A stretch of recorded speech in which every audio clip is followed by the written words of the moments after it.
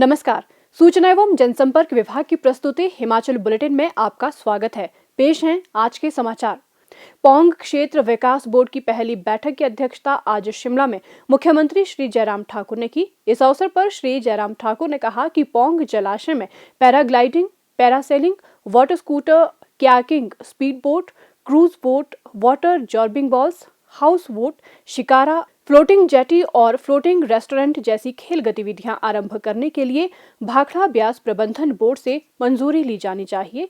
पौंग बांध जलाशय में खेल क्रीड़ाओं के लिए भारतीय नौसेना अथवा तटरक्षक सेना के सहयोग से एक उत्कृष्ट संस्थान स्थापित करने की संभावनाएं तलाशी जाएं ताकि अधिक से अधिक पर्यटकों को यहां आने के लिए आकर्षित किया जा सके। मुख्यमंत्री ने कहा कि बोर्ड के गठन का प्रमुख उद्देश्य पौंग क्षेत्र का एकीकृत एवं योजनाबद्ध विकास और इस क्षेत्र में पर्यटन एवं संस्कृति को बढ़ावा देने के लिए नीतियां एवं योजनाएं तैयार करना है। इससे क्षेत्र में रोजगार के अवसर उपलब्ध करवाने में भी सहायता मिलेगी।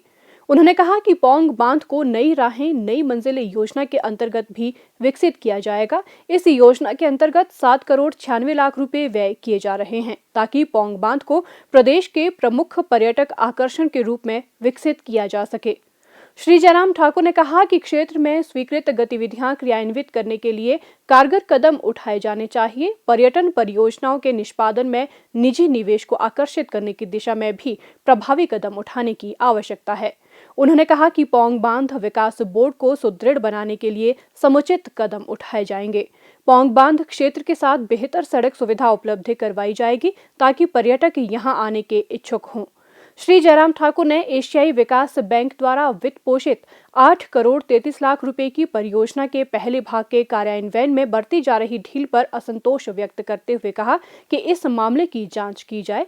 उन्होंने कहा कि जांच रिपोर्ट 1 महीने के अंदर प्रस्तुत की जाए ताकि सच्चाई सामने आ सके। मुख्यमंत्री ने कहा कि जल क्रीड़ा प्रेमियों को आकर्षित करने के लिए क्षेत्रीय जल क्रीड़ा केंद्र महाराणा प्रताप सागर पौंग डैम की गतिविधियों का विविधीकरण किया जाना चाहिए। उन्होंने कहा कि इस अभ्यारण्य में हर वर्ष लाखों की संख्या में प्रवासी पक्षी आते हैं और इसे देखते हुए अधिक वॉच टावर लगाए जाने चाहिए ताकि पर्यटकों को इन पक्षियों को देखने की सुविधा मिल सके। उन्होंने कहा कि पर्यटकों की सुविधा के लिए फतेहपुर उपमंडल में भी उचित स्थानों पर पक्षियों को निहारने के लिए स्थल विकसित किए जाएं। श्री जयराम ठाकुर ने कहा कि पौंग बांध में रामसर गिरी आइसलैंड को भी पर्यटन की दृष्टि से विकसित किया जाना चाहिए, जहां हर वर्ष हजारों पर्यटक नौकाओं के माध्यम से पहुंचते हैं। उन्होंने कहा कि विभिन्न प्रमुख स्थलों पर फ्लोटिंग जेटीज की सुविधा प्रदान की जानी चाहिए ताकि लोग नौकायन का आनंद उठा सकें। भारत सरकार ने राष्ट्रीय सूचना विज्ञान केंद्र हिमाचल प्रदेश द्वारा तैयार किए गए सॉफ्टवेयर कोविड-19 सैंपल कलेक्शन मैनेजमेंट सिस्टम को डिजिटल इंडिया पुरस्कार 2020 के लिए चयनित किया है। इस सॉफ्टवेयर को ये पुरस्कार इनोवेशन इन पेंडेमिक श्रेणी में दिया जा रहा है। राष्ट्रपति श्री रामनाथ कोविंद ये पुरस्कार प्रदान करेंगे। इसके लिए वर्चुअल समारोह 30 दिसंबर 2020 को नई दिल्ली में आयोजित किया जाएगा। राष्ट्रीय स्तर पर सॉफ्टवेयर विकसित करने की जिम्मेदारी हिमाचल प्रदेश को सौंपी गई थी। मुख्यमंत्री श्री जयराम ठाकुर के गतिशील नेतृत्व और मार्गदर्शन में राष्ट्रीय स्वास्थ्य मिशन और राज्य स्वास्थ्य विभाग की सक्रिय सहभागिता से NIC हिमाचल प्रदेश ने इस सॉफ्टवेयर को डिजाइन और विकसित किया। ये सॉफ्टवेयर भारतीय आयुर्विज्ञान अनुसंधान परिषद के लिए तैयार किया गया है। अब तक लगभग 8 करोड़ से अधिक सैंपल इकट्ठे किए गए हैं। इस सॉफ्टवेयर का राष्ट्रीय पुरस्कार के लिए चयन होना राज्य एवं राष्ट्रीय सूचना विज्ञान केंद्र के लिए गौरव का विषय है।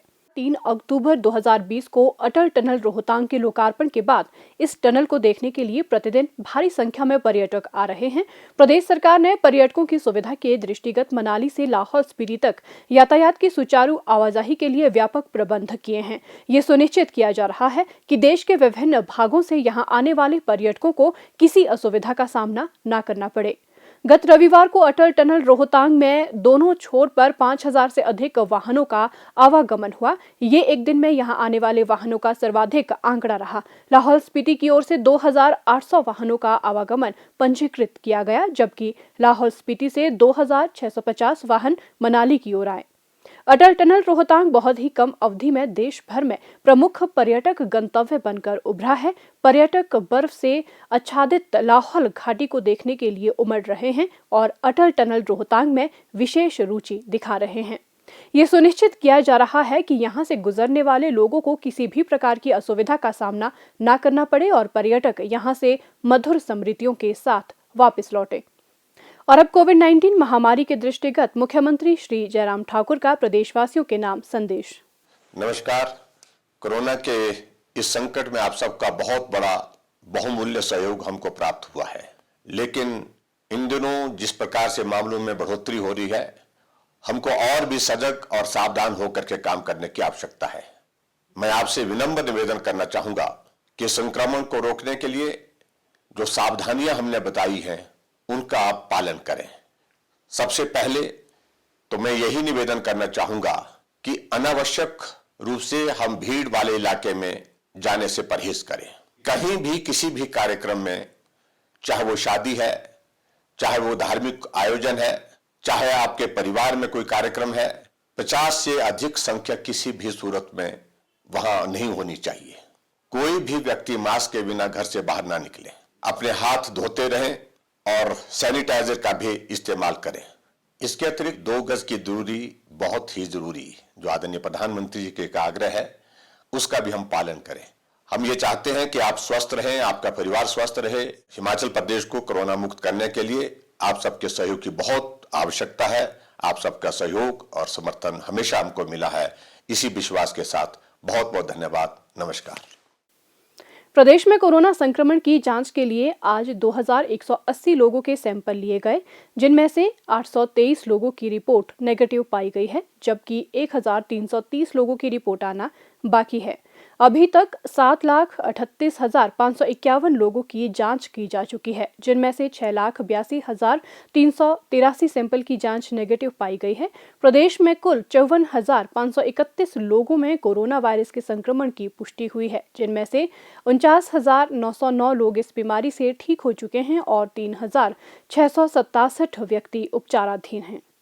हिमाचल बुलेटिन देखने के लिए सब्सक्राइब करें YouTube channel DPR Himachal, follow करें ट्विटर @DPRHP, लाइक करें Facebook page information and public relations department Himachal Pradesh, visit करें वेबसाइट www.himachalpr.gov.in।